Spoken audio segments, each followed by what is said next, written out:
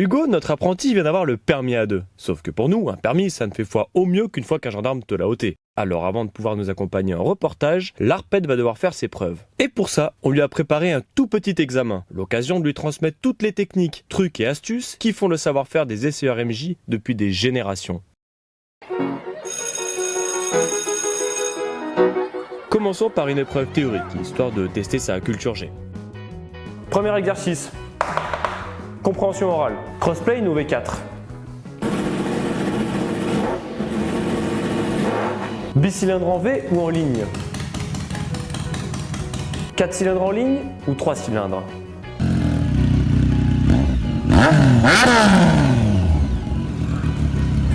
Exercice suivant. Devine les expressions motardes. Qu'est-ce qu'un travers de port? A. La réponse A. B. La réponse B. Plonger à la corde. Démarrer à la poussette. Un attardé. Maintenant que la théorie est validée, il est temps de passer à la pratique. Et par quoi commence tout roulage? Par le choix du bon équipement. L'équipement, c'est la base.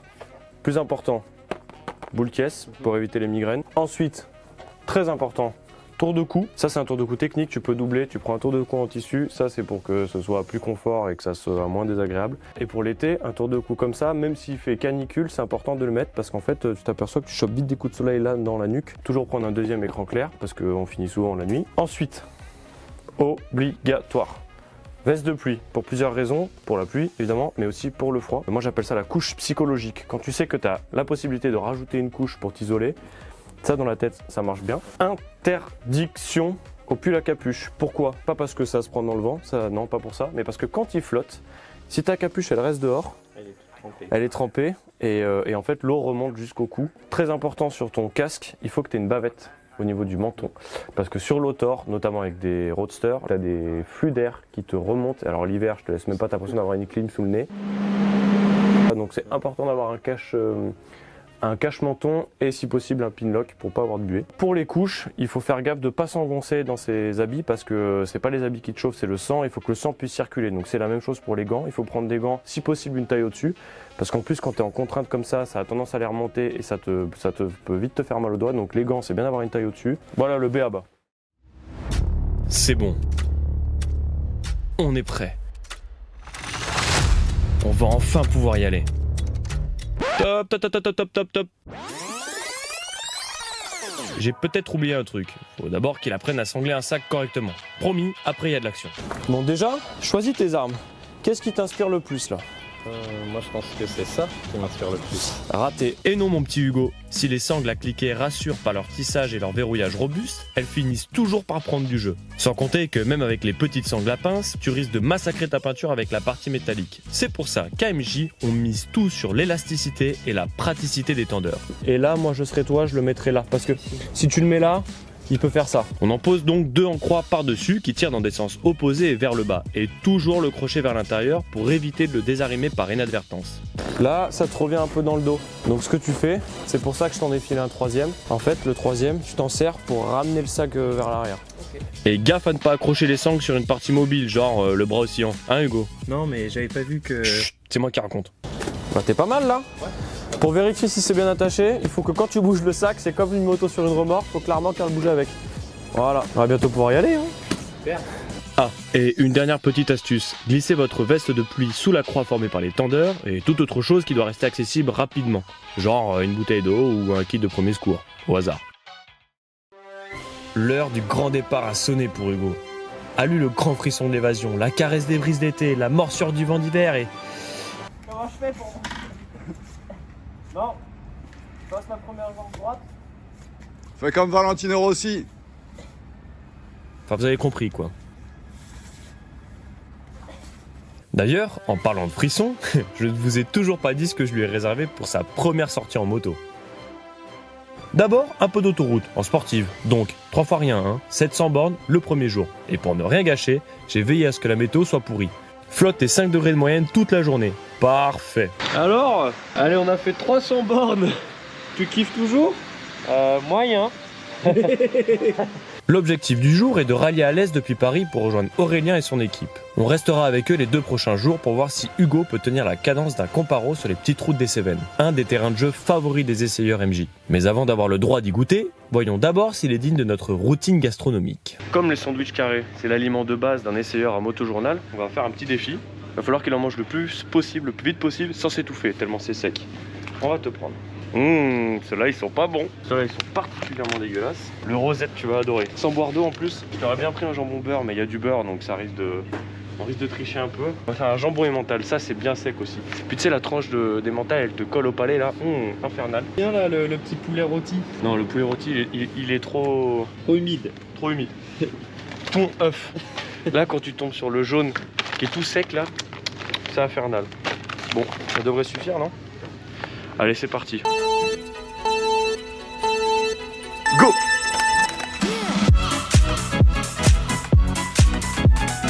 Dépêche-toi, allez. Ouais, ça va Aurel? Ouais. Ah oui, il a pas d'eau, ah bah non, sinon c'est pas drôle. Ah non, tu le manges entier. Tu le manges entier.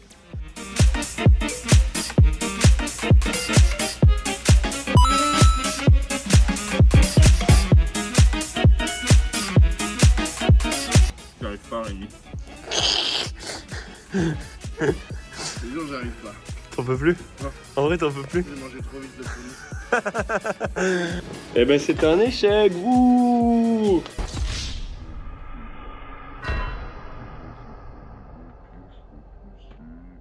Requinqués par ce pur instant de gourmandise et de volupté, nous nous sommes rapidement remis en route. Malheureusement pour lui, Hugo n'a pas de poignée chauffante sur l'Aprilia. Alors j'ai concédé à lui partager une bonne astuce pour se réchauffer les mains et les pieds. Tout simplement, les laisser pendre vers le bas pour que le sang remonte aux extrémités. Et quand c'est possible, profiter de la chaleur du moteur. Dommage que l'air soit si épaissement caréné. T'en es où à ton 500e kilomètre? Je me sens bien. Ouais. Un petit peu mal au dos. Ouais. Mais sinon je m'attendais à pire. Donc c'est acceptable. Je dirais pas que c'est agréable. Mais ça va, je réussis quand même à me faire plaisir. Donc ça va. Bon, ce que je t'ai pas dit, c'est qu'on va jusqu'à Alès. Donc là, il en reste 400 de plus. Je pensais t'accorder un chocolat chaud. Là, tu m'as saoulé, on enchaîne direct. Ou sinon, je vais te filer un Mister Freeze.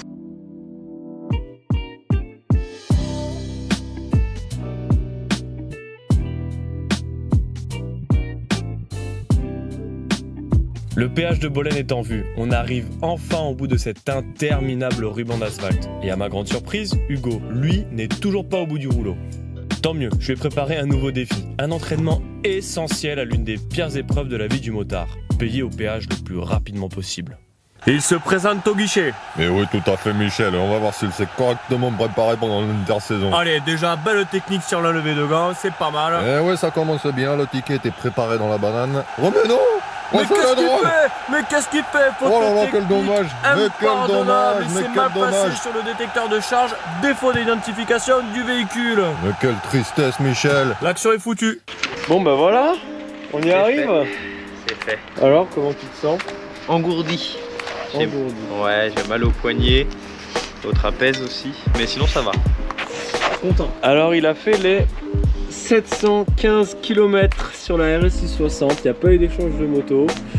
Premier défi relevé avec brio. Il est 19h, on est parti à 11h ou 10h je crois. Chapeau. Merci. Voilà. Santé pour le stagiaire. Bravo.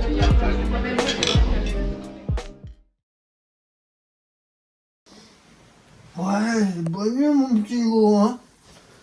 Oh, purée, quelle journée de... Ah, shit.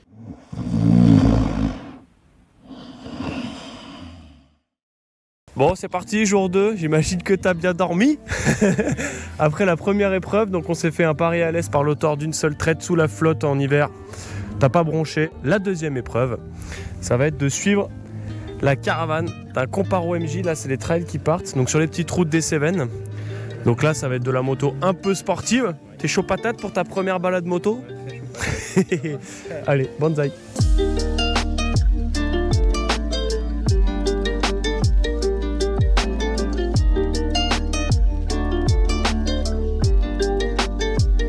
N'ayant pas réussi à tuer l'arpette le premier jour, je lui ai réservé pour la suite 700 bornes de petites routes et 15 heures de selle en 2 jours, accompagné de rouleurs expérimentés.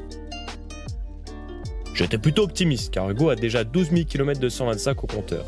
Mais c'était sans compter sur le fait qu'il vient de l'Oise, un département où c'est dans les ronds-points que les motards prennent le plus de plaisir. Il a donc fallu lui apprendre à rouler dans les cols.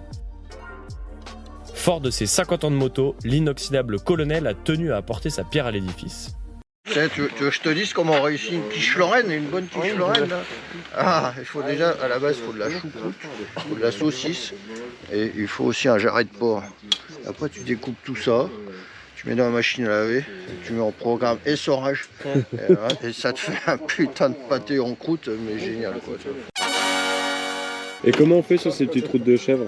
De chèvre, ouais, t'as intérêt à marcher au frein moteur, à y aller mollo, parce qu'il y a du gravillon, il n'y a pas de bouse de vache, mais c'est tout ce qui manque. Ce jour-là, Hugo aura eu plusieurs cols et d'innombrables kilomètres pour mettre en pratique les leçons. Il a aussi découvert notre quotidien d'essayeur, nos méthodes de travail et comment se passe un shooting photo. Aurélien a même accepté de nous cadrer. Je peux vous dire que cette deuxième journée a été longue et le repos bien mérité. Il est exactement 1h48 du matin. Je viens de me réveiller exprès parce qu'un des défis, ça va être de le faire rouler de nuit. Donc on va aller le cueillir au saut du lit et on va le mettre sur la brelle et on va voir ce que ça donne.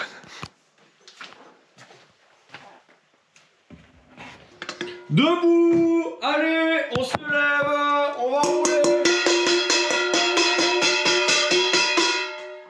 Chaud patate!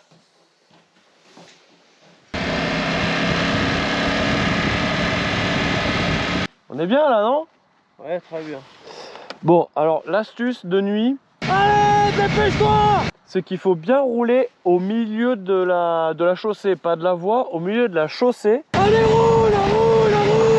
Évidemment, tu décales s'il y a quelqu'un qui arrive en face. S'il y a un animal qui traverse, quel que soit le côté, tu as suffisamment d'espace pour réagir. C'est super important et il faut pas aller vite. Allez, mets du gaz! On est bien là, hein? Ouais. C'est super, hein? Ah, il fait bon.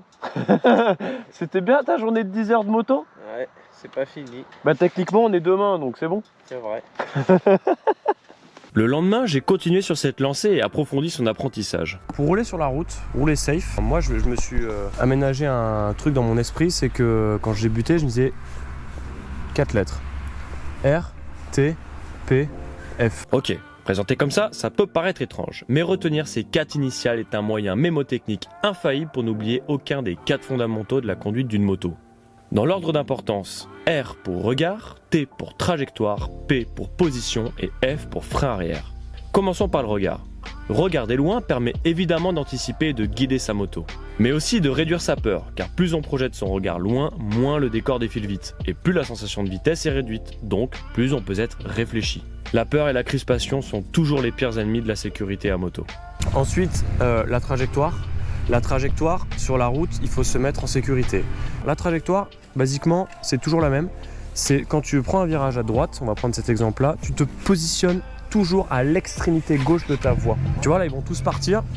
Si tu regardes bien, ils font tous la même chose. Quand tu rentres dans un virage à droite, tu te positionnes à gauche de ta voie, à la frontière entre ta voie et celle d'en face. C'est pas grave si une voiture qui arrive, qui sort du virage.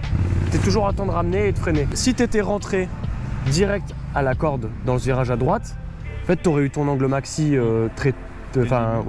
t'aurais mis ton angle maxi en fait à la sortie du virage.